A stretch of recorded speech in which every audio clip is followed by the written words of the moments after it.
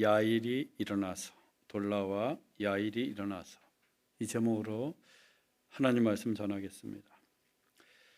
기드온이 세겜 땅에서 얻은 첩의 아들 아비멜렉이 세겜 사람들을 부추겨 기드온의 아들 70명을 한 바위 위에서 죽이고 스스로 이스라엘의 왕이 되었습니다. 하지만 하나님은 그를 왕으로 인정하지 않으셨어요. 아비멜렉은 하나님이 택하신 왕도 아니었고 하나님이 사사로 세우신 기드온의 가문을 피로 물들인 자였기 때문입니다. 이는 하나님에 대한 반역이면서 동시에 세겜 사람들을 미디안의 손에서 구해준 기드온에 대한 배신이기도 했습니다. 하나님은 이들의 포악한 죄를 갚기 위해 아비멜렉이 이스라엘을 다스린 지 3년이 되었을 때 그들 사이에 악한 영을 보내셨습니다. 세겜 사람들은 아비멜렉을 배반하게 되었고 아비멜렉은 그런 세겜 사람들에게 군대를 보내고 성읍에 불을 지르면서 세겜 사람들이 무려 1,000명이 불에 타 죽기도 했습니다. 겨우 살아남은 세겜 사람들이 서둘러 견고한 망대로 피하자 아비멜렉은 그 망대에도 불을 지르려고 했습니다. 그때였습니다. 망대 위에 있던 한 이름 모를 여인이 맷돌 윗짝을 아비멜렉을 향해 던졌고 그 맷돌은 아비멜렉 머리에 명중을 해서 그의 두개골이 깨어지게 되었습니다. 아비멜렉은 매우 위태로운 상황이었지만 여인이 던진 돌에 맞아 죽었다는 불명예를 얻지 않기 위해 곁에 있던 호위무사 청년에게 칼을 주면서 자기를 찌르라고 명령했습니다. 그 명령에 따라 청년이 칼을 빼어 아비멜렉을 찔렀고 그는 마침내 죽음을 맞이하게 되었습니다. 그런데 이 모든 일은 우연히 일어난 일이 아니었습니다. 하나님께서 아비멜렉이 그의 형제 70명을 죽여 기드온에게 행한 악행과 또 세겜 사람들의 모든 악행들을 그들의 머리에 갚으신 결과였습니다. 그리고 오늘의 본문이 이렇게 이어집니다. 본문 1절입니다. 아비멜렉의 뒤를 이어서 익사갈 사람 도도의 손자 부하의 아들 돌라가 일어나서 이스라엘을 구원하니라. 하나님은 또 한 명의 사사를 세우셨는데 돌라입니다. 그리고 돌라의 뒤를 이어 등장하는 사사는 야일이었습니다. 사사기에는 모두 12명의 사사가 등장을 합니다. 12지파, 12제자, 12사사예요. 12명의 사사가 등장을 합니다. 그 중에 오늘의 본문처럼 짧은 기록을 갖고 있는 사사를 소사사라고 하는데 본문 속 돌라와 야일을 비롯해서 삼갈, 입산, 엘론, 압동 등 6명이 있습니다. 이들 소사사에 비해 상대적으로 자세한 행적을 기록하고 있는 온니엘, 왼손잡이 에훗, 드보라, 기드온, 입다, 삼손 등 6명을 대사사라고 합니다. 보통 대사사 이야기들 중간에 소사사 이야기가 끼어 있는데 이 대사사와 소사사의 차이는 내용의 장단, 즉 길이의 차이일 뿐 능력의 차이는 아니었습니다. 기드온과 입다라는 이 걸출한 사사, 대사사 사이에 오늘의 본문이 기록되어 있습니다. 먼저 돌라에 관해 살펴보도록 하겠습니다. 그는 이사갈 지파 사람으로 도도의 손자이며 부하의 아들이었습니다. 도도, 부하, 돌라. 이 집안 남자들의 이름은 전부 두 글자로만 되어 있어요. 도도, 부하, 돌라. 그런데 사사기에서 할아버지, 그리고 아버지, 그리고 아들의 이름이 동시에 기록된 사사는 돌라가 유일합니다. 3세대의 이름이 기록된 사사는 돌라가 유일해요. 이것은 사사기의 저자가 일부러 기록한 거예요. 즉 할아버지와 아버지 그리고 그 아들의 이름을 밝힐 만큼 그의 집안이 이스라엘 내에서 사회적으로 또 경제적으로 유력한 가문이었다는 것입니다. 그래서 이스라엘 사회에서 상당한 영향력을 미치고 있는 가문임을 나타내는 거예요. 한마디로 돌라는 명문가의 자제였습니다. 하나님께서 그 명문가 집안의 자제 돌라를 사사로 세워서 이스라엘을 구원하셨어요. 그런데 돌라가 사사가 된 것은 그의 집안의 명성 때문이 아니었습니다. 그 집안이 이스라엘 내에서 상당한 영향력을 행사했기 때문이 아니었어요. 돌라가 사사가 된 것은 또 그의 능력이 출중하거나 남들에 비해서 탁월했기 때문도 아니었습니다. 돌라가 사사가 된 이유는 그의 겸손함 때문이었어요. 돌라, 그 이름의 뜻이 벌레, 지렁이입니다. 벌레, 지렁이. 아니, 그 상당한 명문가 집안의 아들을 이름을 할아버지도 있고 아버지도 있는데 너는 벌레, 너는 지렁이, 이렇게 지었던 거예요. 벌레와 지렁이는 미물이라고 해서 가장 천하고 낮은 존재임을 나타냅니다. 돌라의 할아버지 도도와 또 아버지 부하는 이 돌라가 태어났는데 대대로 부와 힘을 가진 명문가의 아들로 태어났다는 것 때문에 자칫 교만해지고 스스로 의시되고 남들 앞에서 거만하게 구는 것을 경계했습니다. 그들은 돌라가 무엇보다 하나님 앞에서 겸손한 사람이 되기를 원했던 거예요. 그래서 그의 이름을 아예 벌레, 지렁이라는 뜻을 지닌 돌라라고 지었던 것입니다. 이것은 우리 아버지는 왕이다 라는 뜻을 지니고 있는 아비멜렉의 이름과는 매우 대조적인 면을 지니고 있습니다. 아비멜렉은 그 이름에서부터 교만함과 거만함이 드러나고 있습니다. 또 스스로 왕이 되겠다는 야심도 보입니다. 그리고 그 이름처럼 아비멜렉은 스스로 이스라엘의 왕이 되었고 그 과정 중에 형제 70명까지 죽이는 포악함까지 보였어요. 하나님은 교만하고 포악했던 그 아비멜렉으로부터 이스라엘을 구원하기 원하셨습니다. 물론 그는 이미 죽음을 맞이했습니다.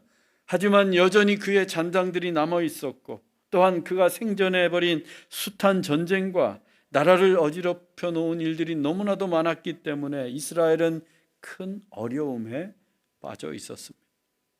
이스라엘은 교만한 아비멜렉으로 인해서 고통받고 있었고 신음하고 있었던 거예요. 그 고통과 신음으로부터 이스라엘 백성들을 구원해내기 위해 하나님께서는 벌레, 지렁이라고 하면서 누구보다 겸손히 살아가던 돌라를 이스라엘의 사사로 세우셨던 것입니다. 그 돌라가 일어나서 이스라엘을 구원하니라. 여기에서 중요한 표현이 일어나서입니다. 일어나서. 이 돌라는 벌레, 지렁이라는 그 이름처럼 겸손한 사람이었습니다. 그런데 사명 앞에서 그는 결코 주저하지 않았어요. 가만히 있지 않았습니다. 하나님의 부르심에 그는 분연히 일어났습니다. 겸손은 가만히 있거나 또 말없이 조용히 있거나 나대지 않는 것이 아닙니다. 또 겸손은 주저하거나 머뭇거리는 것도 아닙니다. 진정한 겸손은 하나님이 부르실 때 그 부르심에 순종하고 일어나는 거예요. 사명을 받았을 때 일어나는 것이 겸손입니다. 헌신하고 봉사해야 할 때 일어나는 것이 겸손이에요. 일어나 하나님의 사명을 행하는 것, 그것이 진정한 겸손입니다. 이름을 벌레, 지렁이라고 할 만큼 겸손했던 돌라였지만 그는 하나님이 부르실 때 분연히 일어났습니다.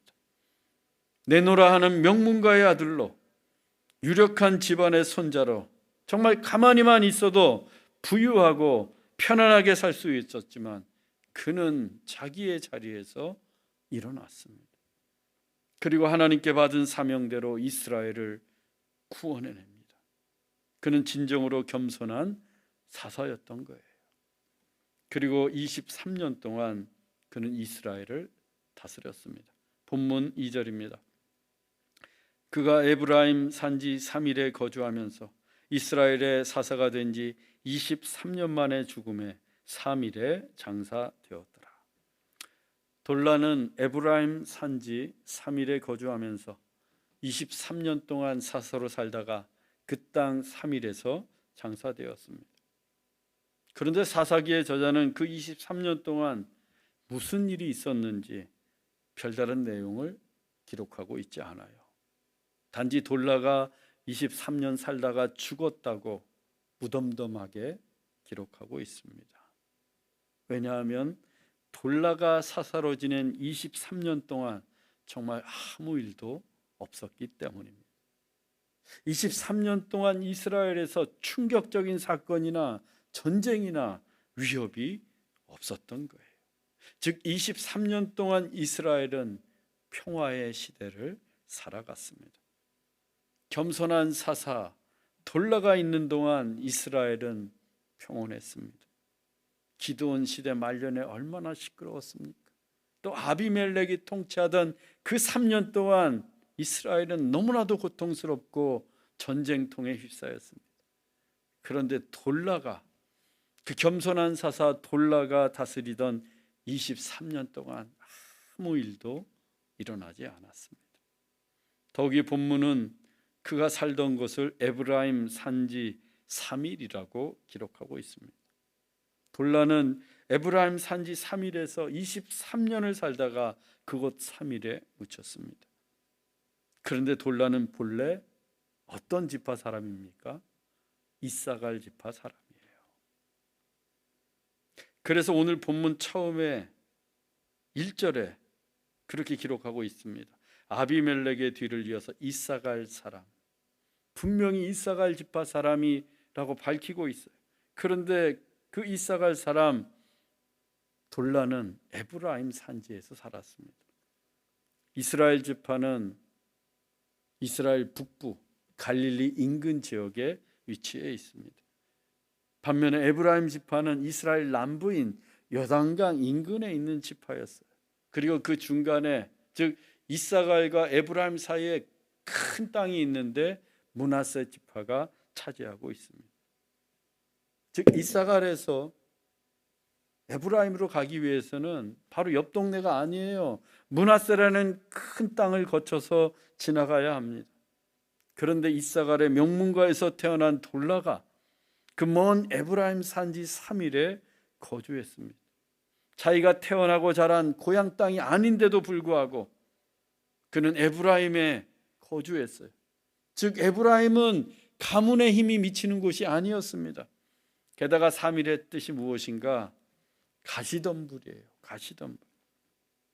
그는 에브라임 땅 중에서도 가시덤불로 뒤덮인 산지 3일에서 살았던 겁니다.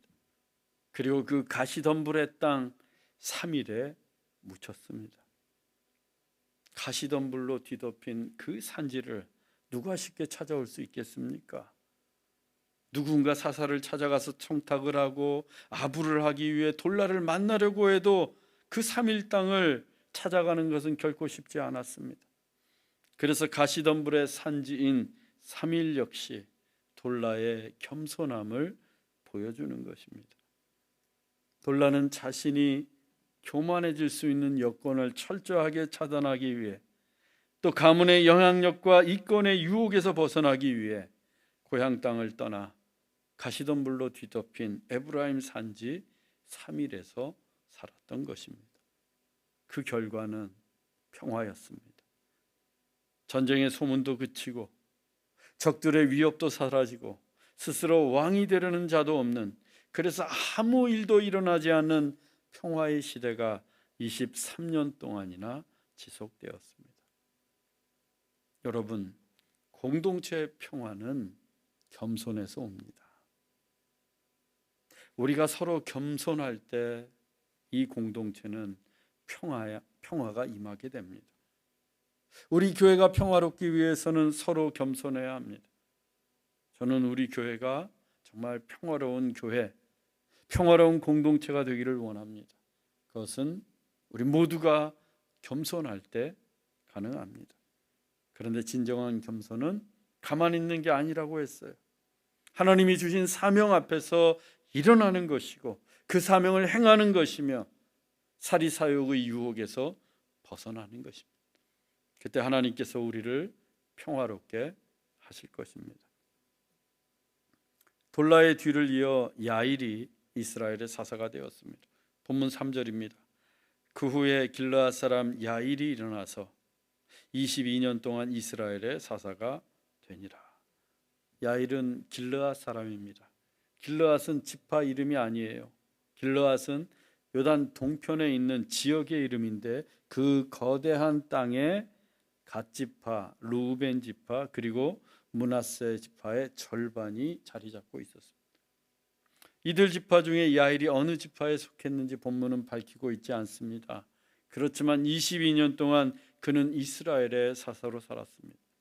그런데 야일이 사사였지만 누구누구로부터 이스라엘을 구원했다는 기록이 없어요. 그냥 22년 동안 이스라엘의 사사였다라고만 기록하고 있습니다. 이것은 그가 전시, 즉 전쟁 중이 아니라 평시에 이스라엘을 다스리고 이스라엘 백성들을 재판했던 사사임을 보여줍니다.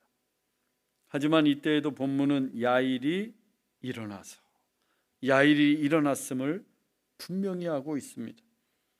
야일도 사사로의 부르심을 받고 자기의 자리에서 일어나 사사의 사명에 헌신했던 것입니다. 야일의 이름의 뜻은 하나님께서 빛나게 하신다는 거예요.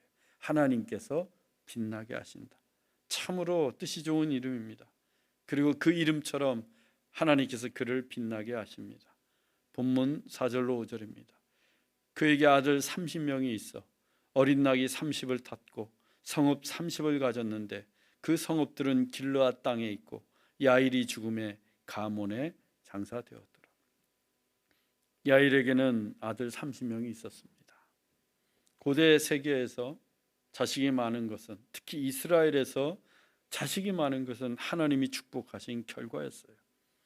그 아들 30명이 각자 어린 나귀 30마리를 탔고 성읍 30개도 가졌습니다. 어린 나귀와 성읍은 부와 풍요의 상징입니다. 하나님은 야일의 아들 30명을 부유하게 하셨고 또한 30개 성읍 모두를 풍요롭게 하셨습니다. 22년 동안 이스라엘은 부유하고 또 풍요로운 시절을 보냈던 거예요. 돌라 시대 23년 동안 평화로운 시대를 거쳐 야일의 시대에 22년 동안 그들은 부유해졌고 풍요로워졌어요. 야일이 22년을 사사로 살다가 죽어서 장사된 곳은 가몬입니다. 그 가몬의 뜻은 높은 곳이에요. 하나님은 사사로 살다가 죽은 야일을 그 죽는 순간에도 높은 곳 가몬에 두셨습니다. 그래서 어린 낙이 30, 성읍 30, 그리고 높은 곳 가몬은 하나님께서 야일을 빛나게 하신 결과입니다. 그러면 무엇 때문에 하나님께서 그를 그렇게 빛나게 하셨는가? 그가 일어났기 때문이에요. 하나님의 부르심에 순종해서 일어났기 때문입니다. 하나님의 부르심에 돌라가 일어났을 때 이스라엘은 평화로워졌고 하나님의 부르심에 야일이 일어났을 때 이스라엘은 부유하게 되었습니다. 그래서 일어나는 게 중요합니다. 하나님은 우리에게 일어나라고 말씀하세요. 일어나 빛을 발하라. 일어나라. 일어나라. 우리도 하나님이 부르실 때 일어나야 합니다. 하나님이 사명을 주실 때 그 사명에 순종하고 일어나야 돼요. 마태복음 17장에는 그 유명한 변화산 사건이 기록되어 있습니다. 예수님은 베드로와 야고보 그리고 요한과 함께 산에 올라가셨습니다. 그때 주님의 얼굴이 해와 같이 빛났고 주님의 옷은 빛과 같이 휘어졌습니다. 마침 모세와 엘리야가 나타나 예수님과 이야기를 나누었습니다. 모세와 엘리야가 누구입니까? 모세는 출애굽의 대역사를 이끈 이스라엘의 전설적인 지도자요. 엘리야는 죽은 자를 살리고 수많은 기적을 베풀었던 기적의 선지자였습니다. 모세가 지팡이 한 번 휘두를 때마다 나일강이 피가 되었고 하늘에서 불과 우박이 떨어졌으며 검푸른 홍해 바다가 갈라졌습니다. 엘리야는 이방신을 섬기는 850명의 제사장과 홀로 맞서 싸워 이겼고 죽음을 보지 않고 산채로 하늘로 승천한 불멸의 선지자였습니다. 이처럼 위대한 두 지도자와 해처럼 밝게 변하신 주님께서 말씀을 나누고 계십니다. 베드로가 그 장면을 보았을 때 너무나도 황홀했어요. 이보다 더 큰 황홀함은 없었습니다. 그래서 베드로가 주님에게 이같이 청을 합니다. 마태복음 17장 4절입니다.